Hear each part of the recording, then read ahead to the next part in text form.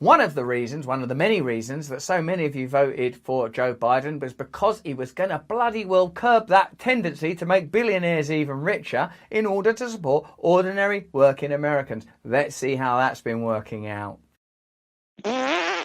American CEOs make 351 times more than workers. In 1965, it was 15-1. Last week, the Economic Policy Institute released a report on the increasing pay gap between chief executive and workers. So all this talk about we're going to do something about inequality, it's getting worse. Not better, not even staying the same, getting worse. Don't talk about it then. Just forget it. Say, yeah, we're not going to do anything about that problem. Forget it. It's just going to continue to increase.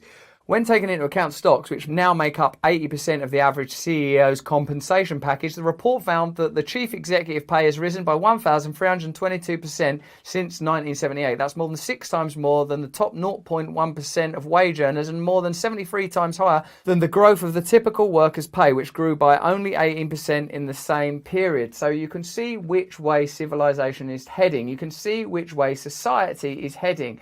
We're not trying to redress inequality, we're trying to cement inequality, and the display, the theatre, the carnival of mainstream politics is a vacillating veil which gives you the illusion of potential change while the trend just continues unabated regardless of the administration. I know loads of you lot love Donald Trump. Me, deep down, I felt he was never going to do nothing for ordinary Americans, ordinary people. You're entitled to your opinion. Many of you may like Joe Biden and the Democrats and everything, although I suspect somehow less of you. But my feeling is that nothing's happening there either. So unless you start voting for, working for, protesting for real change, meaningful change, structural change, you are going to get nothing but the same, baby.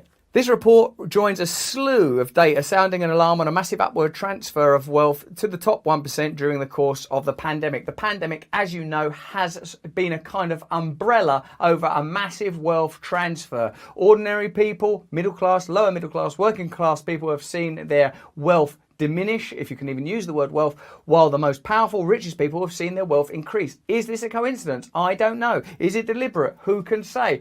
Is it convenient for the world's most powerful people? I would say almost certainly. One estimate by the Institute for Policy Studies puts this figure as high as 4 trillion, a number I simply can't even understand. 4 trillion. It's just, even if it was a jar of jelly beans at a church fete, I wouldn't be able to wrap my head around it. A 54% increase in fortunes for the world's 2,365 billionaires. That's not that many of them, is it? There's only that many of them, but they've got so much money. Today in the US, the CEO to worker pay gap stands at 351-1. At that point, you don't want us to try and diminish it and control it. You just got to abandon the system, haven't you? Let's see if we can get it down to 250-1. It just don't work, does it? Don't have that type of system. Do another one. Do you need systems that are so glaringly... If like plane crashes were only 1 out of every 3 planes crashes into the ground. Oh, we'll just try and do better. It doesn't work. Fix them. Do something different. It's a frivolous example that I just gave, but I bet that more people die as a result of poverty and poverty-related illnesses than die in plane crashes. So there you go. In other words, the average CEO makes nearly 9 times what the average person will earn over a lifetime in just 1 year. It's worth remembering that the federal minimum wage would be $24 an hour today had it kept pace with worker productivity rather than the $7.25 that it's been stuck at since 2009. Where does wealth come from? Like this illusion, I have to dispel it, that if you work hard, you will become wealthy. You will not. There are systemic powers that control and prevent that.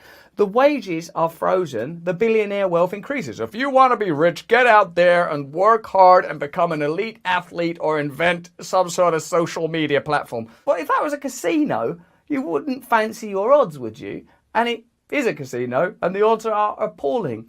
Change it. Why should it be a casino? Why have a system that claims to be for everybody when it only benefits a tiny number? Change the system. I'm not talking about communism. I'm not talking about centralized state power. That's not what I'm talking about. I'm talking about collective, localized power for the people that you can control the communities and facilities that you live within and participate in. The reality is unfolding against a narrative of labour shortage, with small businesses, retail giants and fast food chains expressing difficulty in filling poorly paid positions. Well, if that's how they're advertising it. Wanted, poorly paid person. Oh, I'm honoured. Even though there are 1 million more unemployed workers than there are open jobs. The reality is that a huge section of the American labour force, between 25% and 40%, made more in unemployment than they ever have working full-time at a minimum wage job. needs to be systemic change. A lot of people focus, don't they? Oh, you've got to stop giving welfare. Stop giving welfare. No, pay them properly, you lunatics. It'll be a better society for everybody. And even that still places work and economics at the centre of society. How about a real radical change where we just look at how much resources are available, think about what you want your life to be like, and organise society around those principles, recognising it will vary place to place, community to community. But only centralised power are absolutely necessary and beneficial to the majority. Not centralised power always, regardless of how it affects the majority. Labour shortage has become doublespeak for a stubborn reluctance on the part of politicians and business to address poverty wages, the remedy for which has been to let pandemic unemployment assistance expire so that workers are desperate enough to go back to exploitative conditions that billion-dollar companies insist are necessary to keep the economy running. The economy is already collapsed. The economy collapsed. The pinnacle of the current economic ideology is Wall Street and the financial industry. It collapsed. It's only artificially alive. It's an illusion. It's gone. It was held up in 2008 by trillions of dollars of, where did they get that money again? You! Your money! They stole it from you! Whose money was it in the first place that they gave? Yours! Holy shit! The whole thing's a lie! Among the report's policy recommendations for reversing skyrocketing pay for CEOs are raising the marginal tax rate on the ultra-rich to limit rent-seeking behaviour and penalising companies with unacceptable CEO to worker pay ratios with higher corporate taxes. Let's examine the feasibility of both under Joe Biden's administration. When Biden came to office, Trump had cut corporate taxes from 35% to 21% and lowered rates on the ultra-wealthy to such an extent that the richest 400 people in the US paid a lower rate than any other group in the country, including minimum wage workers. Biden has proposed raising corporate taxes to 28%, 7% lower than they would have been when Barack Obama left office, though there was some suggestion that Biden would concede to a 25% corporate tax rate if it would please congressional Republicans. This is dead paradigm information, quibbling about 21%, 27%, 28%, while still oiling the belly of the dirty beast that runs things. It's not going to provide any solutions for you, an ordinary American. The beast must be slain. This is a far cry from the popular policies Bernie Sanders proposed during the presidential primary, such as giving workers an ownership stake in the companies they're employed by democratising corporate boards for employee elections, passing a wealth tax, banning stock buybacks, and more. In other words, popular slogans taking aim at the top 1% have resulted in an administration of corporate Democrats. With the stroke of a pen, Biden could provide life-changing financial relief for 1 in 8 people living in the US. Each day he chooses not to is further proof that Biden is keeping to his original promises to rich donors on the campaign trail. Nobody has to be punished. No one's standard of living will change. Nothing would fundamentally change. If someone runs for government on an election promise of nothing's going to change, what the hell was everyone so excited about? People are waving flags, jumping about on cars. Hey, this is brilliant. No, it's not brilliant. It's just like you might as well get excited about the end of Dallas or Friends reunion. And I recognise some people do get excited about those things. They're perfectly enjoyable. But what they're not going to do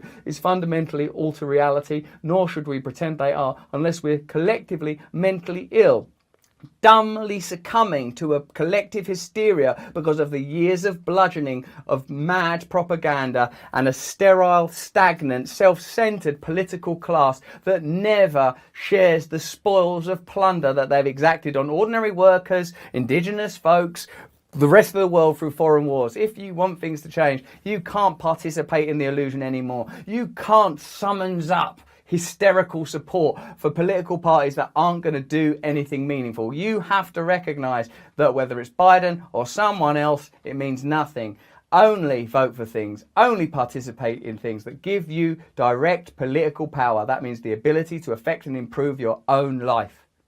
If you enjoyed this video, please comment below. Let me know what you'd like me to do differently. Let me know if you think I made any mistake. Give me a thumbs up if you enjoyed it, if you think I'm going down the right path, heading in the right direction. You can sign up to my mailing list, russellbrand.com, so I can remain in direct contact with you should I ever need to. If you want to hear a deep conversation with me and another intellectual, God, am I an intellectual? Then sign up to my podcast, Under the Skin from Luminary on Apple. If you enjoyed this video, why not watch this one? Similar themes, similar ideas. You're probably going to love this dirty little fella. And if you need some spiritual advice and counsel and a bit of a break, have a look at this video. Whatever you do, stay free, stay connected, keep watching. Thank you.